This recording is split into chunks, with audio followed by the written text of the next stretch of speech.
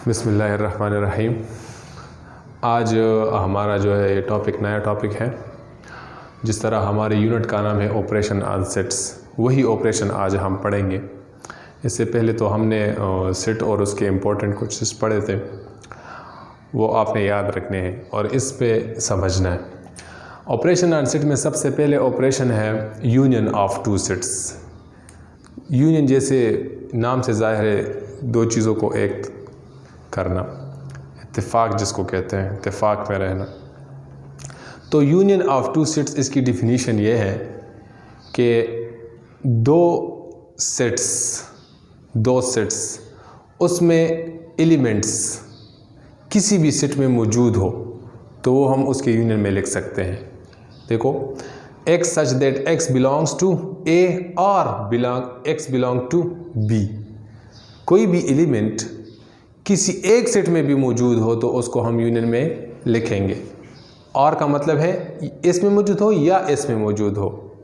Example को देखें, एक सेट है हमारे पास A 1 2, दूसरा सेट है हमारे पास B 3 4। तो इसका यूनियन कैसे लिखेंगे हम? A union B, A U B is equal to 1 2 3 4। Sorry, ठीक है। तो 1 2 3 और 4, ये हमारा क्या हो गया? इसका यूनियन हो गया। दोनों सेट्स आपस में यूनियन हो गए। अब दूसरा ऑपरेशन हमारा है intersection of two sets. Intersection में किस तरह होता है, वही डिफिनीशन है, थोड़ा सा चेंज है। x यानी एक एलिमेंट, ठीक है, इंटरसेक्शन में कब होगा? जब वो A में हो और B में हो, दोनों में उसका उस एलिमेंट का होना ज़रूरी है। ठीक है, एक एलिमेंट A में हो और B में भी हो तो हम उसको इंटरसेक्शन में लिख सकते हैं। एक में हो दूसरे में ना हो तो फिर हम उसको नहीं लिखेंगे। ठीक है, डिफरेंस आपको समझ आना चाहिए। यूनियन में हम दोनों में अगर किसी एक में भी मौजूद हो तो हम यूनियन में लिखते हैं। इंटरसेक्शन में ऐसी बात नहीं है। इंटरसेक्शन में आपने देखना है कि दोनों में मौजूद हो तो फिर हम उसको इंटरसेक्शन सेट में लिखते हैं। एग्जाम्पल को देखें, 1 2 और 2 3। ठीक है, तो इसमें देखें ज़रा कौन सा एलिमेंट है जो सेट A में भी मौजूद है और सेट B में भी मौजूद है। तो इसमें 1 2 है, इसमें 2 3 है। तो 2 ऐसा एलिमेंट है जो सेट B में भी है और सेट A में भी है। देखो कहाँ, देखो A में भी हो और B में भी हो, तो A में भी है और B में भी है, तो हमने क्या लिखा? उसके इंटरसेक्शन में भी लिख दिया। तो ये इंटरसेक्शन ऑफ टू सेट्स हो गया। थर्ड हमारा है डिफरेंस ऑफ सेट्स। डिफरेंस हम किस तरह फाइंड करते हैं? एक सेट्स का दूसरे के साथ डिफरेंस, तो वो इस तरह होता है कि एक एलिमेंट अगर किसी पहले सेट में मौजूद हो, ठीक है, तो ज़रूरी नहीं कि वो दूसरे सेट में भी पर मौजूद हो, उसको डिफरेंस करने से। एग्जाम्पल को देखें, इस तरह समझना थोड़ा सा मुश्किल है। एग्जाम्पल को देखें, हमारे पास दो सेट्स है। ए सेट है A B C D, दूसरा सेट है B C D E F। अब इसके जो सेट्स है, इसके डिफरेंस जब हम फाइंड करेंगे तो वो किस तरह होंगे? A difference B, A difference B किस तरह होता है?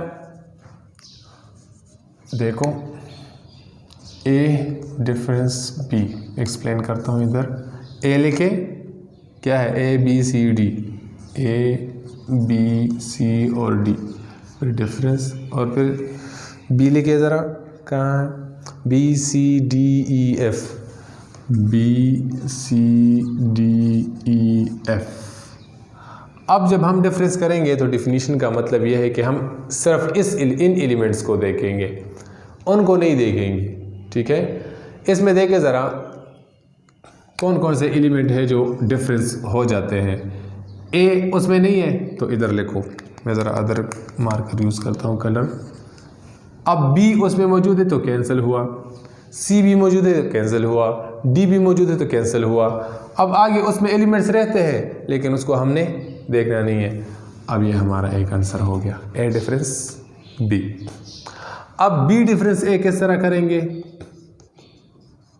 तो इसमें सेट B पहले है ना, तो आपने सेट B यहाँ से पहले उठाना है। B और फिर सी और डी और ई और एफ और डिफरेंस, और फिर ए बाद में है तो ए को बाद में लिखो, ए बी सी डी। अब इसको ज़रा देख लें, ये इससे अलग है। बी डिफरेंस ए, देखिए ज़रा, बी इसमें है उसमें भी है, ख़त्म, कैंसल। सी है, सी भी ख़त्म, डी है, डी भी ख़त्म, ई और एफ रह गए, तो ये हमारा बी डिफरेंस ए हो गया। अब याद रखें इसमें ए भी रह गया, लेकिन उसके साथ हमारा काम नहीं होता, हमारा काम सिर्फ फर्स्ट वाले सेट के साथ होता है। तो डिफरेंस इस तरह होता है कि एक सेट से दूसरा सेट डिफ़र हो जाता है। तो पहले सेट में जितने एलिमेंट्स रह जाते हैं वो हम लिखते हैं, जितने कैंसिल होते हैं वो हम नहीं लिखते। अच्छा, लास्ट ये नोट ज़रा देख ले, ए डिफरेंस बी ज़रूरी नहीं है कि बी डिफरेंस ए के इक्वल हो। ये एक केस में हो सकता है जब सेट्स इम्प्रॉपर सबसेट्स हो, एक दूसरे के इक्वल हो, तो फिर ये इक्वल हो सकता है, अदरवाइज़ ये अक्सर इक्वल नहीं आता। ठीक है। अच्छा, complement of a set. Complement क्या होता है? किसी भी सेट को हम यूनिवर्सल सेट से जब डिफरेंस मालूम करते हैं उसका, तो उसको हम कंप्लीमेंट ऑफ अ सेट कहते हैं। यूनिवर्सल सेट क्या होता है? सेट्स में सबसे बड़ा सेट वो यूनिवर्सल सेट होता है, और कोई भी सेट इससे हम माइनस करते हैं या डिफरेंस करते हैं तो उसका कंप्लीमेंट कहलाता है। फॉर एग्जांपल, यूनिवर्सल सेट हमारा देखें ज़रा, 1 2 3 4 5, ये हम आगे पढ़ेंगे यूनिवर्सल सेट और ABC सेट, लेकिन अभी थोड़ा सा हम इसको डिस्कस कर रहे हैं, डिफ़ाइन कर रहे हैं। देखें ज़रा, 5 तक ये यूनिवर्सल सेट हो गया, और हमारे पास एक सेट है A 4 और 5, ठीक है।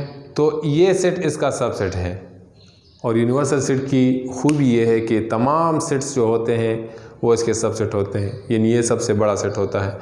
अब इसका कंप्लीमेंट कैसे मालूम करते हैं यूनिवर्सल सेट का?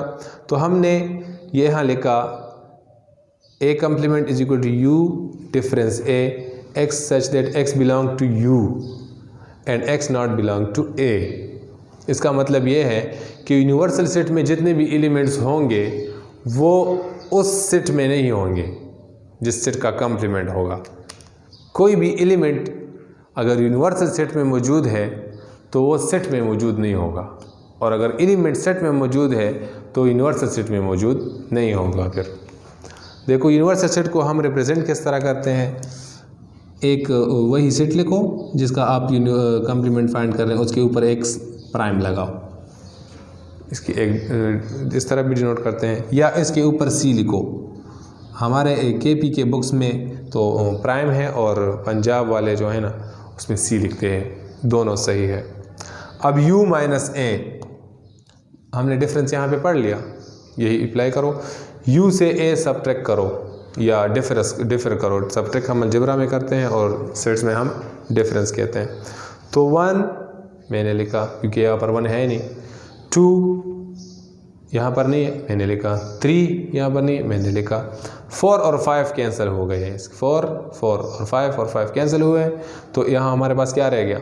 1 2 3, ये हमारा कंप्लीमेंट बन गया। इसी तरह आप लोग दूसरे सेट्स का भी कंप्लीमेंट फाइंड कर सकते हैं। अगर कोई दूसरा सेट है B 4 5, तो उसका भी कंप्लीमेंट अगर आपने फाइंड करना है तो उसको भी यूनिवर्सल से माइनस करें, U minus B। C complement है तो C complement is equal to U minus C and so on. ठीक है, तो उम्मीद है आपको आज का टॉपिक समझ आ गया होगा। Thank you.